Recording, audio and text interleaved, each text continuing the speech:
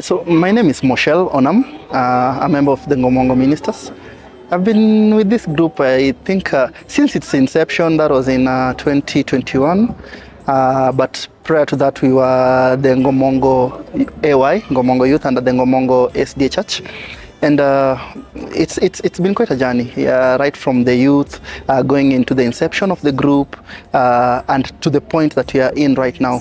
I will say, if I start talking of the history of the group, I'd say we are a group born of what was originally the Ngomongo AY, and then we transitioned to the Ngomongo Ministers, having thought it wise to do so, given the age gap and our wish to stay in the ministry.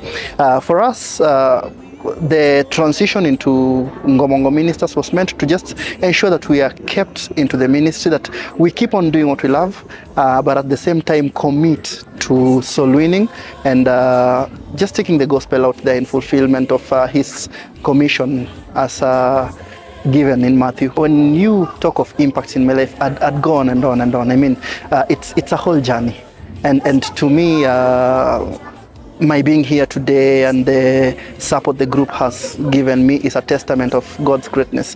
There was a point when we were coming from youth where I really was low, and that happened to a lot of us, quite a lot of us.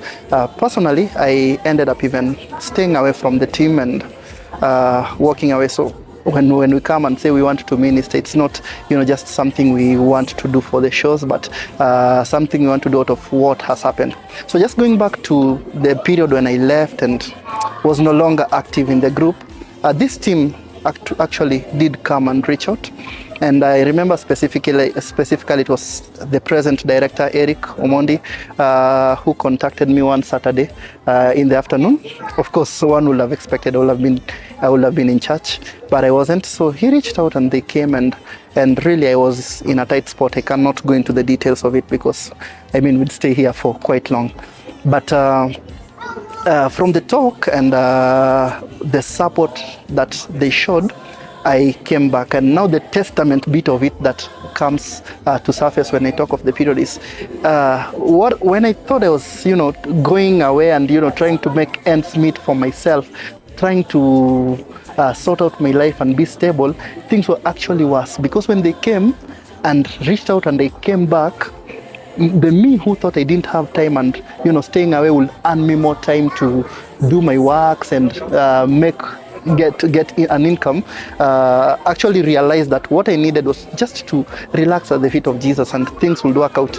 And interestingly, from then to this point, I think I've grown tremendously, both at a personal level and spiritually. I'm not yet there, but I think I'm a different person. Well, our core vision is to take the gospel to the world in our generation.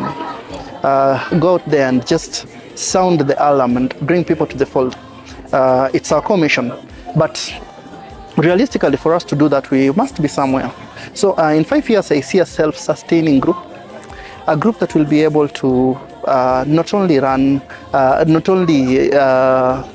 call people, for fundraisers anytime we want to go out for the ministry, but a group that will be able to lift ourselves, have a means of generating an income, and then go out there to preach using what we've been able to earn.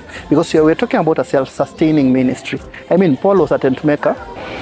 You see, for him, it was not just about burdening believers and having them bring in something for the ministry to go on. He wanted to further the ministry his own way, and that is what we are aiming to do. So in 5 years, I see a group that will have their own communication system. I see a group that will have their own tents and seats for us to be able to run a proper crusade.